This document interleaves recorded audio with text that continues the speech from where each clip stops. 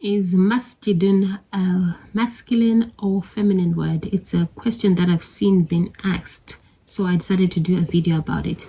So in Arabic, there are words that are masculine and feminine, and there are obvious masculine and feminine signs based on gender, like girl, boy, and other things. And then there are objects which are defined as masculine and feminine. So in this lesson that I've been doing, there's this word called hada, which describes masculine things. So not describes really, it means this is for masculine objects. So the word hada is a word that means this is for masculine objects.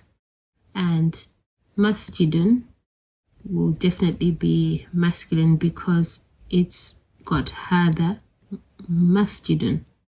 There is a sign on most words or a lot of words that defines something that is feminine, which is called ta marbuta, but that will not be covered in this video. So masjidun is a masculine word.